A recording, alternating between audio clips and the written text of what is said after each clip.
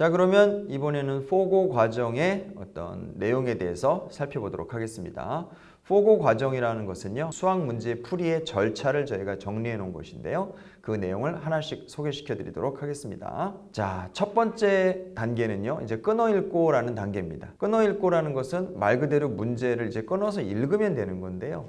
문제를 처음 접하면서 읽어나가는 과정을 나타내는 것이라고 생각하시면 되겠습니다. 그런데 문제는 이제 한글로 써 있죠. 그리고 우리가 풀어야 되는 건 수학 문제잖아요. 그러면 국어로 표현된 내용을 이제 수학적인 내용으로 우리가 바꾸는 과정이 필요하거든요. 그 준비 단계로서 문제를 읽어가면서 수학적으로 필요한, 문제풀이에 필요한 정보들이 어디에 위치하고 있는지, 이건 쓸 건지, 이건 버릴 건지 등을 이제 판단하시면서 끝까지 읽어나가면서 수학적인 의미를 지닌 단위로 끊어보시는 단계가 되겠습니다.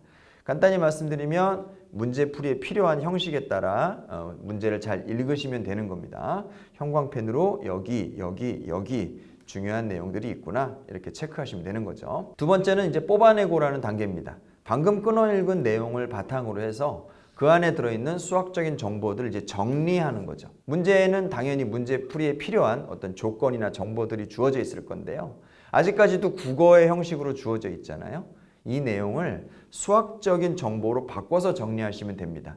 다시 말씀드리면 문제풀이에 필요한 형식으로 이제 정리를 좀 하시라는 거죠. 간결하게. 또한 문제에서 묻는 바가 뭔지 정확하게 다시 한번 확인을 하셔야 되겠고요. 그리고 나서 대체적으로 문제가 어떤 식으로 풀이가 진행되어야 할지 전체적인 풀이 전략도 세워보시는 단계가 되겠습니다. 세 번째 단계는 불러오고라는 단계예요. 방금까지 뽑아내고 단계에서 문제 내부에 있는 정보들은 다 정리가 됐다고 봅니다. 하지만 아시겠지만 문제 내부의 정보만 가지고 문제가 해결되지 않는 경우가 많아요. 다시 말씀드리면 문제를 푸는데 필요한 원리나 혹은 어떤 문제를 풀어봤다고 하는 경험이나 생각을 해야 되는 사고 방식이나 이런 것들은 문제를 푸는 사람이 이미 가지고 있어야 되는 거거든요. 다시 말씀드리면 문제 외부에도 이제 필요한 정보들이 있는 겁니다. 이걸 불러다가 문제풀이에 활용하게끔 준비를 하는 단계, 이게 바로 이제 불러오고의 단계가 되겠습니다. 마지막으로 T하고라는 단계가 있어요. 트랜스폼이라는 단어의 T자를 저희가 따온 건데요. 뽑아내고까지 해서 문제 내부의 정보가 정리되었고 불러오고 단계까지로 문제 외부의 정보까지도 정리가 됐습니다. 이 둘을 잘 조합을 해서 이제 문제풀이를 한 줄 한 줄 써나가시면 되는 단계가 T하고의 단계입니다. 즉 문제에서 구하려고 하는 것, 주어진 정보, 문제를 푸는데 필요한 원리, 공식 이런 것들이 다 준비는 돼 있고 재료가 준비가 끝난 거죠. 이것들을 잘 조합해서 서술형 답안을 써 나가듯이 한 줄 한 줄 정리하시면 되겠습니다. 이 단계가 바로 T하고라는 마지막 단계입니다. 이제부터 소개드릴 문제는요, 포고의 내용을 적용하는 이제 실제 문제입니다. 굉장히 어려운 난이도의 문제를 저희가 한번 소개를 시켜 드려보도록 하겠습니다. 이 문제는 사실 중학교 2학년 문제지만 여러분들은 문제풀이가 어떤 식으로 진행이 되는지, 그리고 우리가 방금 배웠던 포고의 내용이 잘 적용이 되는지, 그리고 정말 어려운 문제라는 건 어떤 것인지, 이 모든 내용을 한번 여기서 같이 한번 생각을 해보도록 하겠습니다. 문제를 차분히 읽어보면서 진행을 할 테니까요. 실제로 문제를 풀어나가는 과정처럼 이해하셔도 좋겠습니다. 가볼게요. 자, 문제가 만만치 않네요. 먼저 문제 소개를 드리겠습니다. 자, 다음은 초코하고 달래의 두 사람의 대화입니다. 대화를 잘 읽고 P 더하기 Q의 값을 구해보자. 이게 문제네요. 달래가 먼저 얘기를 합니다. 어서와. 약속 시간 지났는데 네가 안 와서 걱정하고 있었다. 초코가 말하기를 미안해. 내가 이러이러한 이유로 늦었어. 대신 내가 내는 문제의 정답을 맞추면 점심은 내가 사줄게. 문제를 낸대요, 초코가. 그래서 달래가 좋다. 문제를 어서 알려다오 라고 말을 했습니다. 체육대회 실시에 관한 찬반 투표, 요런 얘기를 지금 초코가 꺼냈어요. 문제의 배경이 될 것 같습니다. 초코가 이제 얘기를 시작을 합니다. 문제를 내기 시작하는 거예요. 우리 동아리 전체 학생 수는 n 값과 같다. 이렇게 얘기를 했습니다. 그럼 우리 n을 구해야 되겠네요. 그런데 n을 바로 알려주진 않을 것 같습니다. 분수 7분의 4를 소수로 나타낼 때 소수점 아래 n번째 자리의 숫자가 p 값이다. 7분의 4는 아마 계속해서 이어지는 소수일 텐데요. 소수 이하의 수들이 이어지는 그런 숫자일 것 같아요. 근데 n번째 자리 숫자가 p 값이라고 합니다. 아직 우리는 n은 뭔지 모르지만요. 그리고 이번 찬반 투표에서 체육대회 실시에 이제 반대한 여학생 수가 q의 값이라고 합니다. 그래서 p 더하기 q의 값이 얼마냐? 라고 이제 초코가 문제를 확정을 지었습니다. 그러면 달래는 물어보고 싶은 게 많잖아요. 너희 동아리 남학생 수, 여학생 수는 몇 명인데 다 합쳐서 이제 n이 나올 테니까요. 그런데 남학생 수, 여학생 수를 또 바로 주겠습니까? 초코가. 그렇게 안 주겠죠. 읽어볼게요. 동아리 여학생 수는 우리 동아리 전체 학생 수의 11분의 x다. 그리고 이번 체육대회 찬반 투표에서 남학생 수의 8분의 y 그리고 여학생 수의 y분의 5가 찬성을 했다. 라고 얘기했습니다. 달래가 어떤 기본적인 조건을 확인합니다. 찬반 투표에 반대나 기권은 없는가? 없다고 합니다. 그리고 또 주는 얘기가 반대한 남학생 수는 y다. x하고 y가 얼마인지 알면 좋겠는데요. 이걸 똑바로 안 주네요. 그렇죠?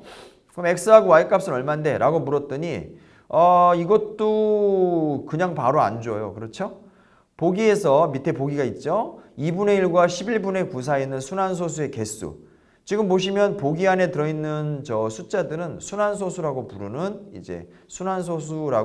형식으로 표현된 숫자들입니다. 이 중에서 2분의 1과 11분의 9 사이에 있는 게 있고 아닌 게 있대요. 그러면 요 안에 들어있는 것의 개수를 우리가 x라고 정하자. 그게 x입니다. 그 x 가지고 이제 위로 올라가면 되겠죠. 그 다음에 y라는 것도 또 똑바로 안 줍니다. 가장 작은 소수라고 하는 건 약수가 이제 1과 자신밖에 없는 그런 숫자를 말합니다. 그리고 가장 큰 소수, 한 자릿수 중에서 그랬을 때 a의 a제곱과 b의 b제곱을 계산해서 1의 자리 숫자하고 같은 것 1의 자리 숫자 이걸 이제 우리 문제에서 y라고 하겠대요. 야, 정말 만만치 않겠네요. 아무튼 이렇게 해서 y도 정해지고 나면 그걸 이제 위로 올려서 위에 있는 내용을 확정을 지어야 되는 것 같습니다. 보통 어려운 게 아니네요. 그렇죠? 달래가 친구야 밥은 내가 그냥 알아서 먹을게 라고 대화를 포기를 했습니다. 자, 그럼 여기서부터 이제 시작해 볼게요. 우리가 아까 배웠던 포고 방식으로 이 문제를 한번 분석을 시작해 보겠습니다. 첫 번째, 먼저 끊어 읽고로 들어갑니다.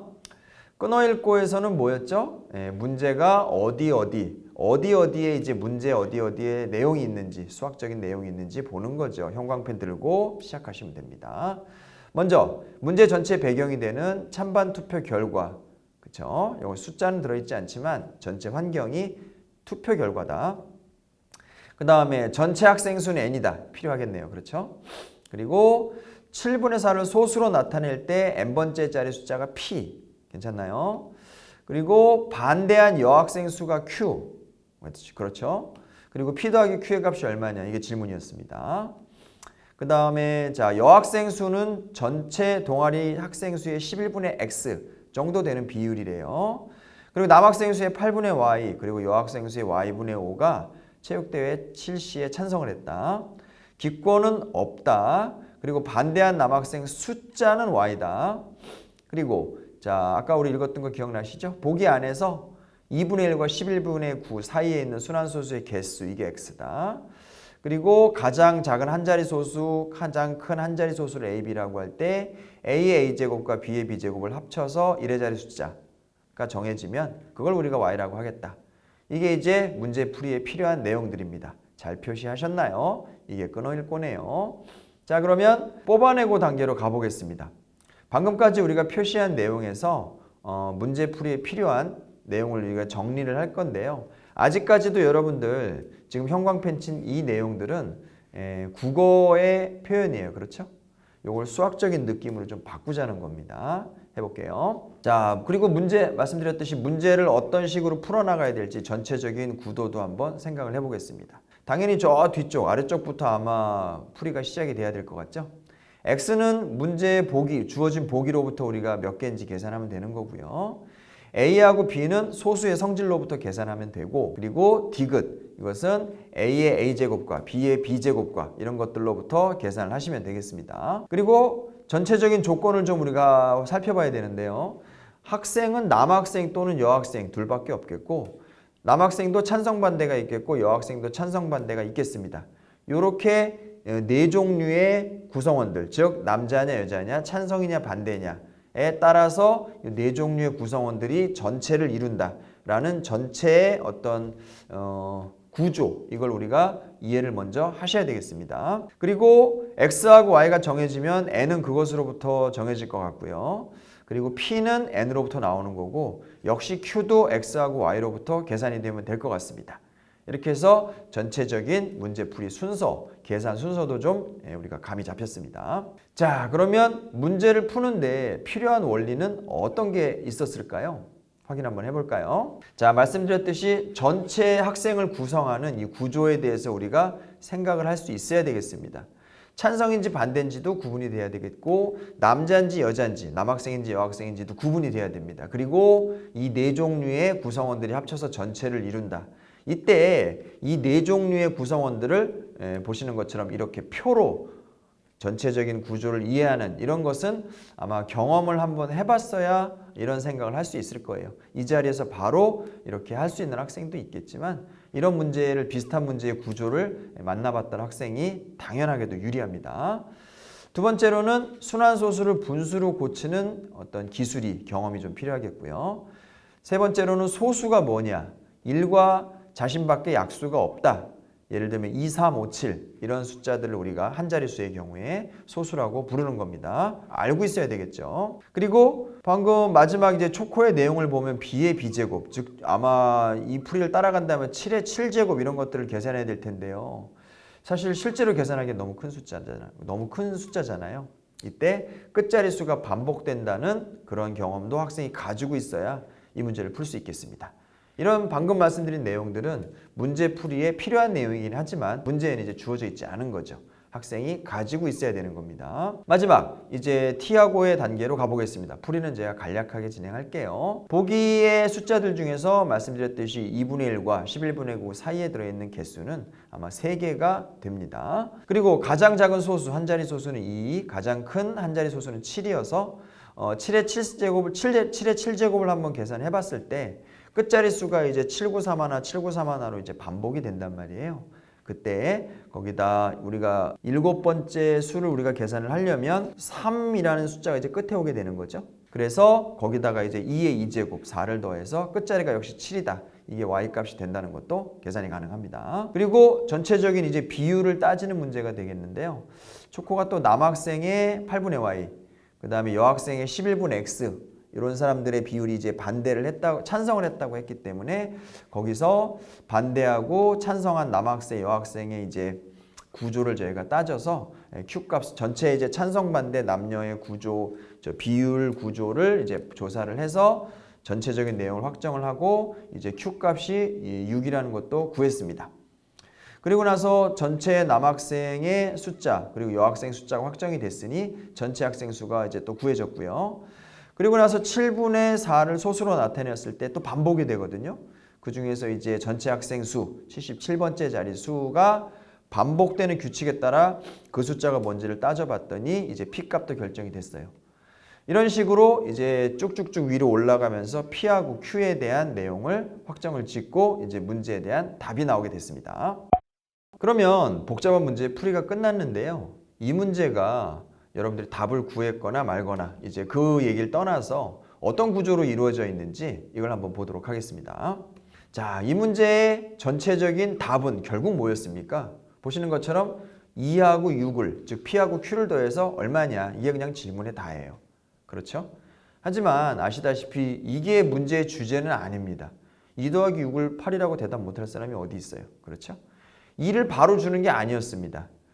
그쵸? 2를 구하기 위해서는요. n = 77이라는 n이 77이라는 그 단서가 필요했어요. 그리고 순환마디의 내용을 이해할 수 있고 몇 번째가 얼마다라는 걸 셀 수 있는 그런 능력이 필요합니다.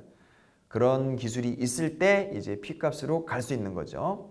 그럼 n이 77이라는 건 그냥 준 겁니까? 그럴 리가 없죠.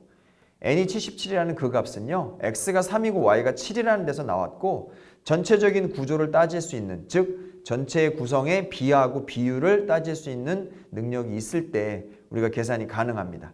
또한 Q값 역시 방금 말씀드린 X하고 Y로부터 이제 구해질 수 있겠고 역시 B하고 비율에 관련된 기술이 필요합니다. 그럼 X는 3. 이건 어디서 주어졌을까요? 이것도 당연히 그냥 주어진 게 아니고요. 2분의 1과 11분의 9 사이에 들어있는 순환소수가 몇 개냐 해서 온 거잖아요.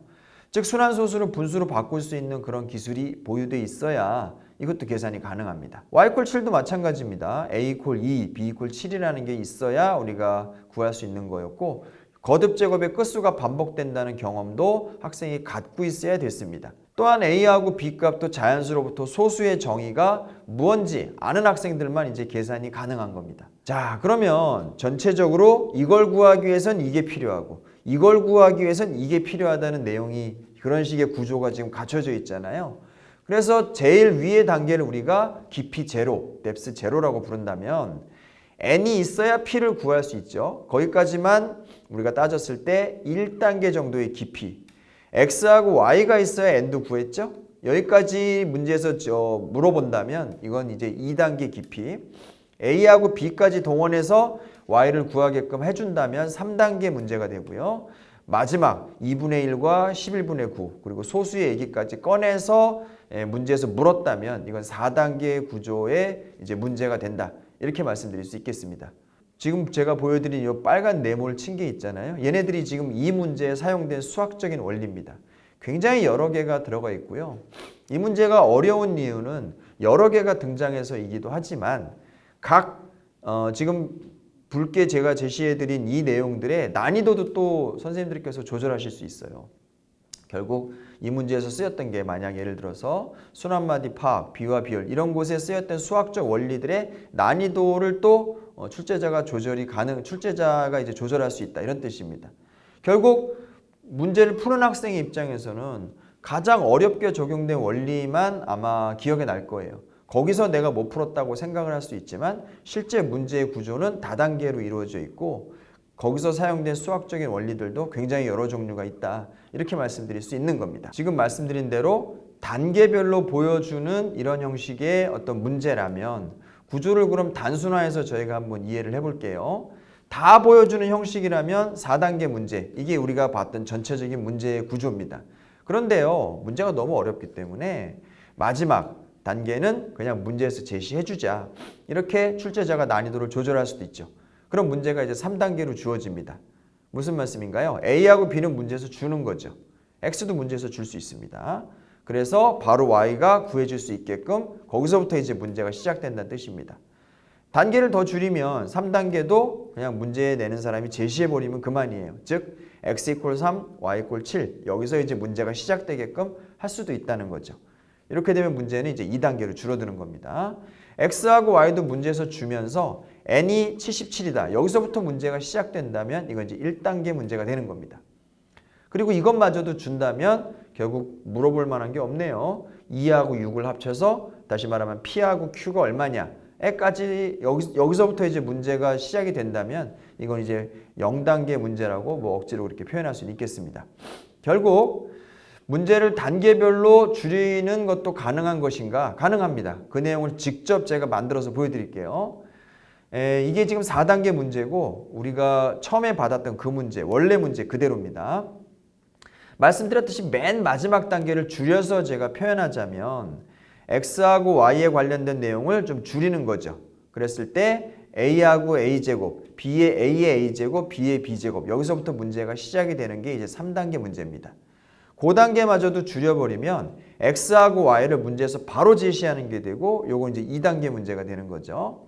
그 위에 구조를 바로 이제 파악할 수 있는 상태에서 문제가 시작이 된다면 문제가 조금 더 줄어듭니다. 이게 이제 1단계 문제가 되겠습니다. 마지막으로 2하고 6, 즉 X하고 Y에 관한 내용도 다 빼버리고 나면 결국 아무것도 남지 않는 0단계 문제가 되는 거죠. 이해 가시겠습니까?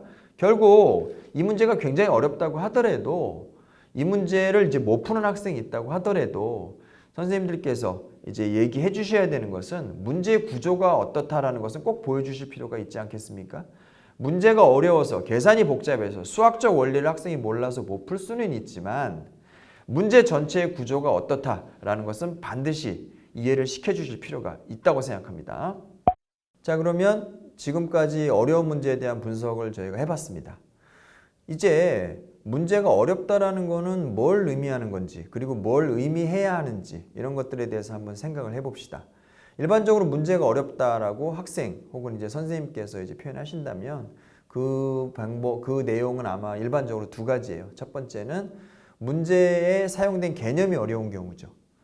문제를 푸는 학생의 입장에서 좀 이제 어려운 개념이 나왔을 때 문제가 어렵다고 느낄 수 있습니다. 하지만 아시다시피 학생이 배우지도 않은 개념을 물어보거나 하는 건 뭐 적절한 평가 방법은 아니죠. 두 번째, 그래서 이제 두 번째가 중요한데요. 학생이 문제가 어렵다라고 느꼈을 두 번째 이유는 문제의 구조가 복잡해서일 수 있어요. 방금 보여드린 문제가 이제 거기에 어떤 좋은 예시가 될 수 있는데요. 사용된 개념들은 다 학생이 배운 것이라 하더라도 구조를 어떻게 복잡하게 만드는가에 따라서 굉장히 좀 어려운 난이도의 문제로 내가 풀 수 없는 문제라고 생각할 수 있습니다. 그래서 아까도 말씀드렸듯이 문제가 정말 어려웠다고 하더라도 복잡했다고 하더라도 사용된 개념이 뭐 어려웠다고 하더라도 전체적인 구조는 이런 것이었다라고 학생의 수준에 맞게 설명해 주시는 거 꼭 필요합니다. 구조에 대해서 자꾸 이렇게 말씀드리는 또 하나의 중요한 이유가 있어요. 이번 수능에서부터 자꾸 회자되기 시작한 이제 준킬러라는 그런 용어입니다. 킬러 문항이 이제 제도적으로 이제 출제가 금지가 됐고 준킬러라는 그런 문항들이 이제 그 역할을 대신하게 됐는데요. 준킬러 문항들의 특징은 다 배운 개념들이긴 하지만 굉장히 체감 난이도가 좀 어렵다는 거죠. 그 이유는 바로 이제 학생이 문제를 읽었을 때 무슨 말인지 좀 해석이 좀 어렵게 만든 그런 문제들이라는 뜻입니다. 핵심은 바로 수학 문해력인데요. 문제를 똑같이 읽었어도 수학 문해력을 갖추고 있는 학생과 그렇지 못한 학생 사이에 굉장히 좀 격차가 크게 벌어질 수 있는 그런 상황이 지금 돼버린 겁니다. 정리해서 말씀드리면 준킬러 문항이라는 건 개념은 배운 것이되 표현에 있어서 좀 많이 예전과는 달라진 그런 내용을 말씀드리는 것이고 문제를 잘 해석할 수 있고 분석할 수 있고 표현할 수 있는 그런 능력을 갖춘 그런 학생들이 유리할 수밖에 없습니다. 실제로 문제의 정답률은 떨어졌는데요. 재밌게도 최상위권 학생들의 숫자는 오히려 늘어났습니다. 즉 보통은 난이도하고 정답률이라는 게 어떤 좀 비슷한 의미를 쓰일 수 있지만 지금은 좀 유리되기 시작했어요. 무슨 말씀이냐면 정답률이 낮더라도 문해력을 갖춘 학생이 보기에는 그렇게 난이도가 높지 않을 수도 있다는 거죠. 그래서 난이도라는 것은 결국 학생들마다 이제 차이가 날 수 있는 환경이 되었고 문해력을 갖출 수 있는가 없는가 이게 이제 어떤 학생의 등급을 결정짓는 정말 중요한 요소가 됐다고 볼 수 있겠습니다.